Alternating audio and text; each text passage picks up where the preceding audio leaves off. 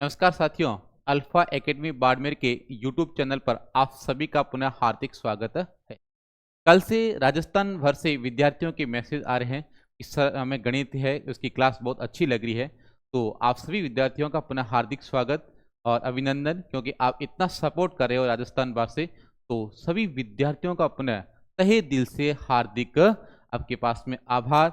आपके पास में अपने चैनल पर सभी विद्यार्थियों का स्वागत है। यहाँ पर मैंने लिखा है कि खर्चा बराबर खपत गुणा कीमत। कल जो अपन ने जो पढ़ा था उसके अंदर आपके पास में खर्चा है एक कांस्टेंट था, लेकिन आज ध्यान रखना खर्चा कांस्टेंट या नियत नहीं होगा। खर्चा बार बार बदलेगा और आपसे पूछा जाएगा कि खर्चे में कितना बदलाव हुआ, खर्चे में कितनी कमी या वृद्धि हुई। तो आपके पास में जब भी खर्चा लिखूंगा मैं, तो खर्चा बराबर हो जाएगा आपके पास में खपत गुणा कीमत। कि वहां पर टोटल उपभोग कितना हो रहा है, उसकी खपत कितनी है और गुणा उसकी कीमत कितनी है। अगला आपके पास में है राजस्व या रेवेन्यू। जब भी आपको राजस्व ज्ञात करना हो तो ध्यान रखना कि राजस्व किसके बराबर होता है। राजस्व बराबर होता है कि वहां पर बिक्री कितनी है, वहां पर बिक्री कितनी है गुणा कीमत कितनी है। जब भी आपके पास में रेवेन्यू की बात करें, राजस्व की बात करें, तो कैसे ज्ञात करोगे कि वहां पर टोटल कितनी बिक्री हुई है, माल है वो कितना वहां पर सेलिंग हुआ है और उसकी कीमत कितनी है। यदि आपके पास में बिक्री और कीमत का आपस में गुणा करोगे तो आपके पास में टोटल रेवेन्यू निकल के आएगा कि कुल राजस्व आपको कितना प्राप्त हुआ है।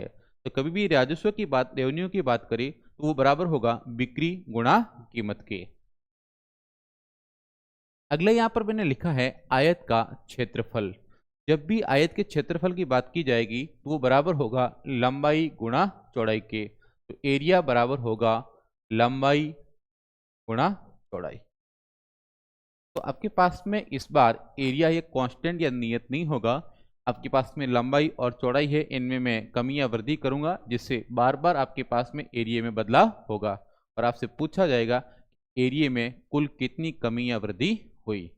तो अब आपके पास में एक मैं कॉन्सेप्ट समझाता हूं, सक्सेसिव प्रतिशत, क्रमागत, क्रमागत प्रतिशत चिन्ह। जब भी सक्सेसिव की बात की जाए तो ध्यान रखना एक फॉर्मूला लगेगा। सक्सेसिव प्रतिशत चयन में फॉर्मूला काम करेगा ए प्लस बी प्लस ए गुणा बी और बटे में आपके पास में आ जाएगा 100। अब आपके पास में मैंने कहा कि कोई वस्तु है जिसकी कीमत कि आपके पास में 20% की वृद्धि होती है और जो खपत है इसमें यदि आपके पास में 20% की कमी होती है। यदि एरो ऊपर है इसका मतलब वृद्धि हो रही है, एरो नीचे है इसका मतलब कमी हो रही है। ध्यान रखना तब आपके पास में फॉर्मूला लगाऊंगा कि सक्सेसिव प्रतिशत में कमी या कितनी वृद्धि हुई है। तो ए का मतलब मान लो आपके पास में कीमत और बी का मान मान लो आपके पास में खपत का। मैं लिखूंगा वृद्धि हो रही है तो प्लस का 20, अगला खपत में कमी हो रही है तो माइनस का 20, प्लस ए का मतलब वापस 20, बी का मतलब वहां पर कमी हो रही है तो मैं लिखूंगा माइनस का 20 और बटे में आएगा 100। एक जीरो से एक जीरो गया, एक जीरो से एक जीरो गया। अब आपके पास में मान आ जाएगा 20 माइनस का 20। अगला देखो, एक प्लस का एक माइनस का और बीच में गुणा का निशान है तो हमेशा ध्यान रखना नेगेटिव साइन या ऋणात्मक साइन आएगा। तो 2 गुणा 2 4, लेकिन आएगा किसका, माइनस का। अब आपके पास में देखो एक प्लस का 20 एक माइनस का 20 आपस में कट जाएगा, यहाँ मान आ जाएगा -4%। इसका मतलब वहां पर खर्चे में आपके पास में जो खर्चा है इसके अंदर 4% की कमी हो रही है, क्योंकि सॉल्व करने के बाद में यदि आपके पास में नेगेटिव या ऋणात्मक चिन्ह आता है इसका मतलब वहां पर कमी हुई है, और सॉल्व करने के बाद में यदि प्लस का निशान आता है इसका मतलब वहां पर वृद्धि हुई है। अब इसको दूसरे तरीके से समझो कि आपके पास में कीमत है, कीमत है इसमें 20% की वृद्धि हुई है, और जो खपत है इसमें आपके पास में 20% की कमी हुई है, इसमें वृद्धि हुई है। तो ध्यान देना, पूछेगा कि खर्चे में कुल कितना प्रभाव हुआ। तो आपके पास में 20% का यदि मैं मान लिखूं तो 20/100, तो काटोगी तो आपके पास में हो जाएगा 1/5। 1/5 का मतलब ये हुआ है कि इसका मूल या वास्तविक मान है, मूल या वास्तविक मान, कि वहां पर उसका शुरुआती या रियल मान कितना है, और ऊपर वाला आपके पास में होगा कि आपके पास में या तो कम होगा या आपके पास में अधिक होगा। ये प्रश्न की भाषा के ऊपर निर्भर करेगा। तो अगला वापस देखो 20%, इसका मतलब मैं सीधा लिख देता हूं 1/5। तो ये जो 5 होगा ये आपके पास में क्या होगा, मूल या वास्तविक मान होगा, और ऊपर वाला आपके पास में या तो कम होगा या अधिक होगा। लेकिन आपके पास में देखना, यहाँ पर आपके पास में कह रहा है कमी हो रही है, इसका मतलब यहाँ पर क्या हो जाएगा, कम। और ऊपर वाले में देखो 20% की वृद्धि होगी, इसका मतलब जो ऊपर ये मैंने मान लिखा है कि आपके पास में किसका हो जाएगा, वृद्धि का हो जाएगा। अब आपके पास में देखो कि आपके पास में खर्चा बराबर होता है कीमत गुणा खपत की। तो खर्चा है ये बराबर होता है कि कीमत और कि आपकी खपत कितनी होती है। अब इनकी ओरिजिनल मान और जो प्रेजेंट मान है इनकी तुलना कर लो। मान लो यदि कीमत है इसकी शुरुआती 5 थी, क्योंकि शुरुआत में 1/5 आ रहा है, इसका मतलब मूल मान कितना था, 5। अब आपके पास में मान लो यदि मैं कीमत का मान लिखूं तो कीमत का मान आपके पास में शुरुआत में 5 था, और 20% की वृद्धि मतलब एक की वृद्धि होगी, तो 5 और 1 कितना हो गया, 6। अगले में देखो खपत की बात कर रहा है, तो खपत में देखो मूल मान कितना है, 5 ही है, तो मूल मान 5। और आपके पास में देखो कमी हो रही है, कितनी कमी हो रही है, 1, तो 5 में से 1 गया 4, तो प्रेजेंट मान आ गया। अब इनमें देखो कि मैंने ये मान तो कीमत का लिखा, ये खपत का। यदि कीमत गुणा खपत कर दूं, इन मान का आपस में गुणा कर दूं, तो मान किसका निकल के आ जाएगा, खर्चे का। तो आपके पास में देखो 5 × 5 25, 6 × 4 24। इसका मतलब आपके पास में शुरुआत के अंदर खर्चा 25 था, और अब आपके पास में 24 हो गया है। तो आपके पास में यहाँ पर लिख रहा हूं मैं 25 से 24 हुआ, तो आपके पास में कमी हो रही है, वृद्धि हो रही है, कमी हो रही है। कमी कितनी हुई, 25 से 24, इसका मतलब 1 की कमी हुई है। 1 की कमी किस पर हुई है, शुरुआती मान कितना आपके पास में, तो शुरुआती मान आपके पास में कितना है, 25। मैं प्रतिशत में यदि ज्ञात करूं कि 1 की कमी हो रही है, किस पर हो रही है, 25 पे, और प्रतिशत में ज्ञात करना है तो मैं गुणा करूंगा 100 का, और 25 से काट दो आपके पास में, तो आपके पास में 4% की क्या होगी, आपके पास में कमी। मैंने आपके पास में 2 तरीके बताए हैं प्रश्न को सॉल्व करने की। जो तरीका आपको आसान लगे इससे आपको प्रश्न को सॉल्व करना है। अब प्रश्न कैसे बनेंगे, प्रश्न सॉल्व करो। आपके पास में एक प्रश्न लिखा है मैंने, आप सॉल्व करने की कोशिश करो।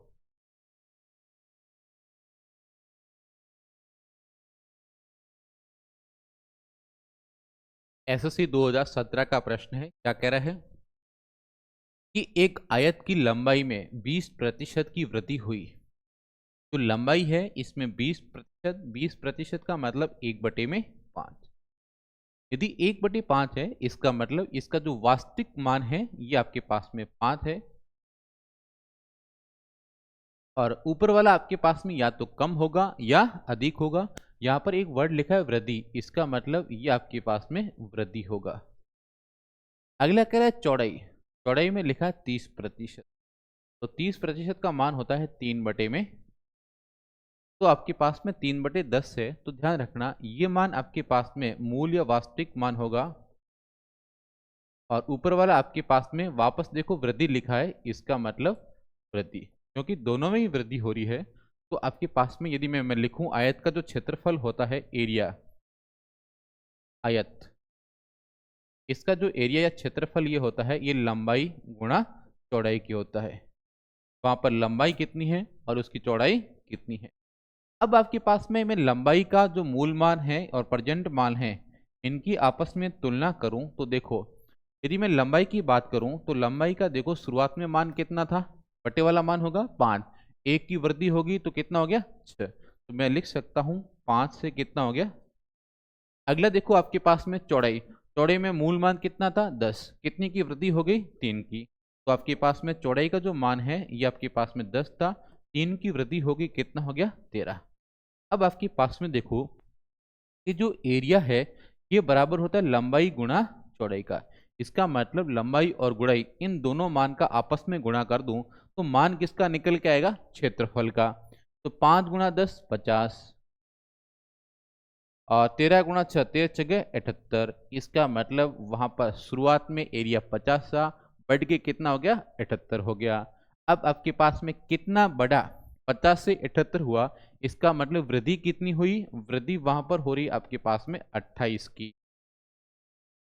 वृद्धि किस पर हो रही है, शुरुआती मान पर, तो शुरुआती मान आपके पास में कितना है 50, और प्रतिशत में ज्ञात करना है तो गुणा किसका करोगे 100 का। 50 से काट दो 2 बार, 28 गुणा 2 हो जाएगा आपके पास में 56%। करेक्ट आंसर आपके पास में आ जाएगा 56%। ये तो इसका बेसिक तरीका है, ये आपको आना ही चाहिए। दूसरा आपके पास में देखो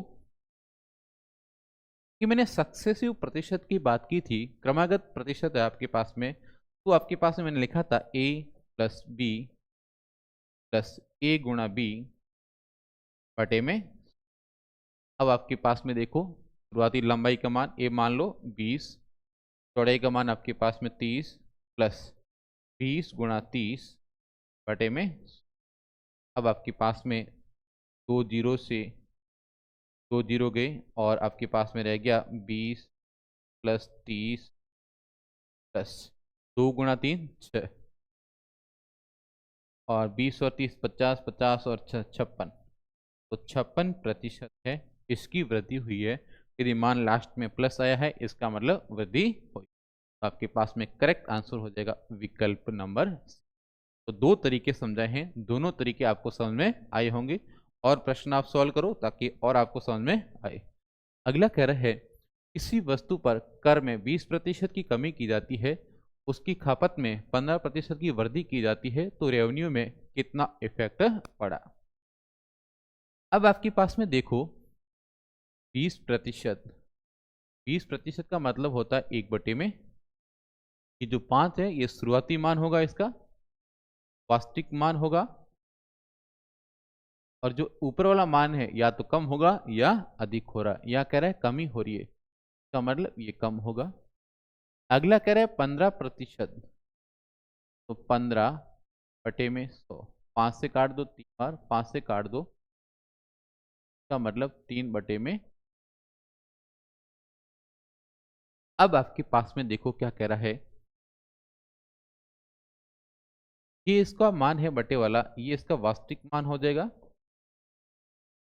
और ऊपर वाला आपके पास में वापस वृद्धि हो रही है, ये आपके पास में वृद्धि का हो जाएगा। अब आपके पास में देखो यदि मैं राजस्व की बात करूं, राजस्व, तो राजस्व बराबर होता है आपके पास में बिक्री के गुणा कीमत, या आपके पास में राजस्व बराबर होता है रेवेन्यू, या खर्चा आपके पास में होता है वो आपके पास में बराबर होता है उसकी खपत कितनी है और गुणा उसकी कीमत। अब आपके पास में ओरिजिनल मान है और प्रेजेंट मान है, इनकी तुलना करो। 20% की कमी हुई है, कर में कमी हुई है, तो वास्तविक मान इसका 5 है, और 1 की कमी होगी इसका मतलब 4 हो गया, 5 से कितना हो गया 4। अगला देखो 20 और वृद्धि हो रही है, 20 से कितना हो रहा है 23, ये हो गया 20 हो गया। अब आपके पास में देखो कि शुरुआती मान है, इन दोनों का गुणा कर दो तो 20 गुणा 5 100, और यहाँ पर कर दो 23 गुणा 4, तो 4 3 12 और 4 दूनी 8 और 1 9। इसका मतलब यदि वहाँ पर शुरुआती रेवेन्यू है 100 था, तो आपके पास में घटकर कितना हो रहा है 92। अब कमी हो रही है 100 से 92 हो रहा है। कितनी कमी हो रही है 100 से 92 हुआ, इसका मतलब 8 की कमी हुई। 8 की कमी किस पर हुई है 100 पर, और प्रतिशत में ज्ञात करना है तो गुणा 100 का। 100 से 100 गया तो आपके पास में मान आ गया 8%, और 8% की क्या हुई है कमी हुई है। विकल्प भी आपका सही है। अब मान लो यहाँ पर कोई विद्यार्थी सक्सेसिव प्रतिशत लगाना चाहे तो यहाँ पर फॉर्मूला होगा a प्लस बी प्लस ए गुणा बी, और बटे में क्या हो जाएगा। अब आपके पास में देखो यहाँ पर ए का मतलब 20% कमी हो रही है तो माइनस का, प्लस बी में वृद्धि, खपत में वृद्धि हो रही है तो 15 प्लस, अगला देखो माइनस का 20 गुणा प्लस का 15 बटे में।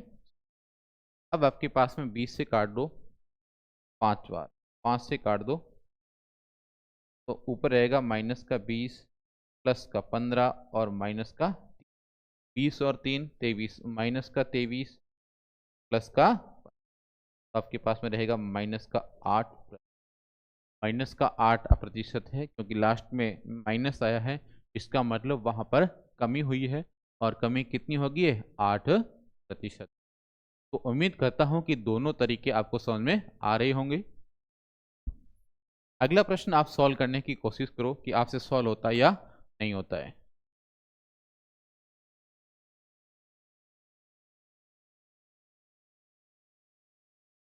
ये कह रहा है कि कीमत में 20% की वृद्धि हुई और वापस 20% की कमी हुई। एक में तो वृद्धि हो रही है और दूसरे में कमी हो रही है। तो यदि प्रश्न को जल्दी सॉल्व करना है तो आपके पास में यहाँ पर देखो a प्लस बी प्लस ए गुणा बी बटे में। अब आपके पास में ए का मान वृद्धि हो रही है तो प्लस का 20, अगला कमी हो रही है तो माइनस का 20 प्लस 20 गुणा माइनस का 20 और बटे में 0 से 0 0 से, तो आपके पास में 20 माइनस का 20 और 2 गुणा 4, लेकिन आपके पास में माइनस का आएगा क्योंकि यहाँ पर नेगेटिव साइन है। एक प्लस दूसरा माइनस, गुणा करोगे तो माइनस, एक प्लस का एक माइनस का कट गया, -4। -4% का मतलब ये हुआ है कि यहाँ पर कमी हो रही है 4। अब यहाँ पर जो आंकड़े रखे गए हैं इसमें देखो एक में वृद्धि और दूसरे में कमी। ध्यान रखना एक में वृद्धि हो दूसरे में कमी हो और दोनों मान समान हो। आपके पास में यहाँ पर 20 है तो यहाँ पर और शॉर्टकट काम करता है कि आपके पास में होता है एक्स स्क्वायर बटे में, एक्स स्क्वायर बटे में 100। एक्स का मतलब जो भी मान है 20 है यहाँ पर, तो आपके पास में 20 का स्क्वायर 400 और बटे में 100, 2 0 से 2 गया, आपके पास में 4%। और यदि एक में वृद्धि एक में कमी हो रही है, दोनों का मान आपके पास में यदि समान है तो उस कंडीशन में हमेशा कमी ही होती है। यहाँ पर आपके पास में कमी हो जाएगी 4% की। तो आप इसको मौखिक भी सॉल्व कर सकते हो सीधा शॉर्टकट लगा के एक्स स्क्वायर बटे में, लेकिन ध्यान रखना शॉर्टकट तभी काम करेगा जब दोनों मान समान हो और एक में वृद्धि और एक में कमी हो रही हो। ये कह रहा है कि एक आयत की प्रत्येक भुजा में 20% की वृद्धि कर दी है तो उसके क्षेत्रफल में क्या बदलाव होगा। अब आपके पास में जल्दी सॉल्व करना है तो देखो a प्लस बी प्लस ए गुणा और बटे में, यहाँ पर देखो a का मान आपके पास में 20 प्लस b का मान भी 20 प्लस 20 गुणा बटे में। अब आपके पास में 2 0 से 2 0 गया तो 20 प्लस 20 प्लस 2 गुणा 4, तो टोटल मान आ गया 44। और प्लस का आया है इसका मतलब वृद्धि हुई है। अब यदि इसको बेसिक तरीके से सॉल्व करना हो तो 20% का मान आपके पास में हो गया 1/5। अब बटे वाला मान होगा ये वास्तविक मान होगा और ये आपके पास में वृद्धि का होगा। अब लंबाई और चौड़ाई दोनों में वृद्धि कर रहा है तो इसका ओरिजिनल मान और इसका प्रेजेंट मान में यदि लिखूं, यहाँ पर देना ओरिजिनल मान आपके पास में 5 था और एक की वृद्धि होगी 6 का, वापस चौड़ाई में भी सेम हो रहा है, 5 था और 1 की वृद्धि 6। अब आपके पास में लंबाई गुणा चौड़ाई हमेशा किसके बराबर है? क्षेत्रफल के। तो 5 गुणा 5 25 और 6 गुणा 6 36। 25 से 36 हो रहा है, इसका मतलब वृद्धि हो रही है। वृद्धि कितने की हो रही है? 11 की। अब 11 की वृद्धि हो रही है, किस पर हो रही है? मूल मान कितना है? 25। और प्रतिशत ज्ञात करना है तो गुणा करूंगा 100 का। तो 25 से काट दो 4 बार और 11 गुणा 4 आपके पास में आ गया 44%। इसका मतलब वहां पर क्षेत्रफल में 44% की क्या हो रही है? वृद्धि हो रही है। राजस्थान की एलडीसी भर्ती में पूछा गया है। तो अगला प्रश्न देखो आपके पास में। अगला प्रश्न है कि एक, ये तो प्रश्न सेम आ गया, ठीक। अगला प्रश्न देखो, एक वृत्त की त्रिज्या में 20% की, एक वृत्त की त्रिज्या में 50% की वृद्धि की जाती है तो वृत्त के क्षेत्रफल में कितने प्रतिशत की वृद्धि होगी? एसएससी के अंदर प्रश्न जो पूछा गया प्रश्न है, तो वृत्त का जो क्षेत्रफल है ये आपके पास में होता है पाई आर स्क्वायर। तो यहाँ पर ध्यान देना, आर है ये त्रिज्या है। ये देखो आपके पास में आर गुणा आर, इसका मतलब 2 बार बदलाव हो रहा है। और 2 बार जब भी बदलाव होगा तो यहाँ पर देखो मैं सीधा सॉल्व करने की कोशिश करूं कि सक्सेसिव प्रतिशत है आपके पास में, सक्सेसिव प्रतिशत लगाओगे तो आपके पास हो जाएगा ए प्लस बी प्लस ए गुणा और बटे में आपके पास में आ जाएगा। अब आपके पास में देखो ए का मतलब 50%, दोनों में सेम ही है, तो 50 प्लस 50 प्लस 50 गुणा 50 बटे में। अब आपके पास में काटो, 0 से 0, 0 से 0, तो आपके पास में हो गया 50 प्लस 50 प्लस 5 गुणा 5 25। तो 50 और 50 100, 100 और 25 100। तो एरिया में 125% की क्या हो जाएगी? वृद्धि हो जाएगी। करेक्ट आंसर आपके पास में आएगा 125। दोनों मान समान है और सीधा सक्सेसिव लगा दो, दोनों में वृद्धि हो रही है तो दोनों जगह क्या आएगा? प्लस का मान आएगा। अब कह रहा है राजस्थान के ग्राम विकास अधिकारी, वीडियो के अंदर पूछा गया प्रश्न है। तो कह रहा है कि लंबाई में 20% की वृद्धि और चौड़ाई में 20% की कमी हो रही है तो आपके पास में क्या होगा? अब देखो 2-3 तरीके से मैंने सॉल्व कराया, आपके ऊपर है कौन सा तरीका लगाते हो। पहला तरीका ए प्लस बी प्लस ए गुणा बटे में, लंबाई है वृद्धि हो रही है तो प्लस का 20। अगला चौड़ाई में कमी हो रही है तो माइनस का प्लस 20 गुणा -20 बटे में 0 से 0, 0 से 0। तो आपके पास में 20 माइनस का 20 और 2 गुणा 2 4 और माइनस का, क्योंकि आपस में गुणा करोगे तो निशान जो है माइनस का आ जाएगा। एक प्लस का एक माइनस का गया, -4%। इसका मतलब वहां पर कमी हो रही है। अब दूसरा तरीका देखो कि लंबाई और चौड़ाई दोनों में ही आपके पास में मान समान है, एक में वृद्धि और दूसरे में कमी। मैंने आपको अभी समझाया था कि जब भी एक में कमी और दूसरे में वृद्धि हो और दोनों का आंकड़ा या मान समान हो तो सीधा शॉर्टकट लगा दो, एक्स स्क्वायर बटे में 100। एक्स का मतलब 20, 20 का स्क्वायर आपके पास में कितना हो जाएगा? 400 और बटे में 100, 2 जीरो से 2 जीरो गया, सीधा मान निकल के आ गया 4%। ध्यान रखना, जब में एक वृद्धि एक कमी हो और मान समान हो तो लास्ट में जो आपके पास मान आएगा यह हमेशा कमी का ही आएगा। तो 4% की क्या हो जाएगी? वहां पर कमी हो जाएगी। तो करेक्ट आंसर होगा बी, 4% की। तो राजस्थान के प्रश्न भी मैंने साथ में लिए, एसएससी रेलवे सभी भर्तियों की मैंने प्रश्न लिए हैं ताकि विद्यार्थियों को ये समझ में आए कि एग्जाम का पैटर्न क्या चल रहा है। अगला प्रश्न आप सॉल्व करने की कोशिश करो।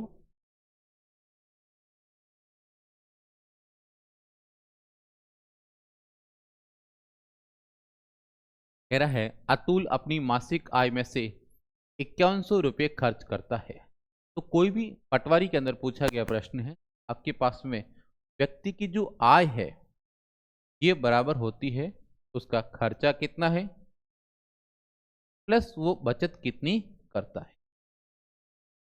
कोई भी व्यक्ति है, उसकी यदि आपको आय ज्ञात करनी है कि कुल उसकी इनकम कितनी है, तो इनकम या आय बराबर होती है कि व्यक्ति खर्च कितना कर रहा है और व्यक्ति बचत कितनी कर रहा है। खर्च और बचत है, इन दोनों का योग हमेशा आय के बराबर होता है। तो ये कह रहा है 5100 रुपये खर्च करने के बाद 15% की बचत करता है। तो 15% का मान देखो, 15 और प्रतिशत हटाओगे तो बटे में आ जाएगा 100। तो आपके पास में 5 से काट दो, 3 बार 5 से काट दो, तो आ जाएगा 3/में। अब आपके पास में जो मैंने बटे में ये लिखा है, इसका वास्तविक मान होगा। और इस बार आपके पास में आय है, तो व्यक्ति की जो आय थी शुरुआत में वो आपके पास में 20 है। इसके बाद में कह रहा है 15% की बचत करता है। तो 15% की बचत करता है, तो ऊपर वाला मान हो जाएगा आपके पास में बचत का। यदि कोई व्यक्ति है जिसकी आय आपके पास में 20 है और 3 की बचत करता है, तो वो व्यक्ति खर्च कितना कर रहा है? तो खर्च किसके बराबर हो जाएगा? आय माइनस बचत। तो आपके पास में 20 माइनस 3 कितना हो जाएगा? इसका मतलब वो 17 रुपये है या 17% चल रहा है। तो 17% है वो आपके पास में क्या कर रहा है भाई? खर्च कर रहा है। और यहाँ पर लिखा है वो खर्चा कितना कर रहा है? 5100 रुपये। तो इस 17% का जो मान है आपके पास में 5100 रुपये है। 1% का यदि मान आपको ज्ञात करना है, तो आपके पास में इस 17 का भाग देना पड़ेगा 5100/में 70 तिया 51। एक का मान आ गया आपके पास में 300। तो कह रहा है उसकी कुल आय है या मासिक आय है, तो मासिक आय कितनी है आपके पास में? 20। एक का मान 300 है, तो 20 का मान आपको ज्ञात करना है। क्या करोगे? 20 गुणा, तो आपके पास में हो जाएगा 6000। इसका मतलब उस जो मूल आय या इनकम है वो आपके पास में निकल के आ गई 6000 रुपये। अगला प्रश्न देखो आपके पास में, कह रहा है कि एक आदमी प्रति माह 875 रुपये खर्च करता है और अपनी आय के 12 से 1/2% की बचत करता है। पटवार भर्ती 2021 में पूछा गया प्रश्न है आपके पास में। तो 12 से 1/2% का मान होता है आपके पास में 1/8। 1/8 का मतलब 8 जो बटे में लिखा है ये इसका वास्तविक मान होगा, और वास्तविक मान इस बार आपके पास में आय का चल रहा है। और ऊपर वाला आपके पास में दे रखा है, किसका दे रखा है? बचत का। क्योंकि साथ में लिखा है 12 से 1/2% की बचत करता है, तो ऊपर वाला मान बचत का हो जाएगा। तो व्यक्ति खर्च कितना करता है? तो खर्च बराबर आपके पास में हो जाएगा, खर्च बराबर हो जाएगा आय माइनस बचत। आय कितनी है और बचत कितनी कर रहा है? तो आपके पास में टोटल इनकम 8 है और 1 की बचत करता है, इसका मतलब वो 7 है वो उसका खर्च है। तो 7% का मान आपके पास में कितना दे रखा है? 875। 1% का मान यदि आपको ज्ञात करना है, तो 875/में 7। अब से 7 से काट दो, 7 एकम 7। अगला 7 दूनी 14, 14 और 3 और 7 पंजे, एक का मान निकल के आ गया 125। अब कह रहा है तो उसकी मासिक आय कितनी है? मासिक आय आपके पास में 8 है, तो 8 का मान ज्ञात करना है, तो 125 गुणा 8। अब गुणा कर दो, 8 पंजे 40, 8 दूनी 16, 16 और 4 8 और 1 8 और 2 10। इसका मतलब उस शुरुआती आपके पास में आय है वो 1000 रुपये की। तो आपको कॉन्सेप्ट समझ में आया होगा। खर्च बराबर होता है आय माइनस बचत, और आय बराबर होता है कि खर्च प्लस बचत। तो उम्मीद करता हूं कि यहाँ तक आपको प्रश्न समझ में आए होंगे, और आप सभी विद्यार्थी एक बार अपने चैनल को अधिक से अधिक शेयर कर दें, ताकि सभी विद्यार्थियों तक यह पहुँच पाए और सभी विद्यार्थियों का इसका लाभ मिले। धन्यवाद, अगली क्लास अपन कर लेंगे।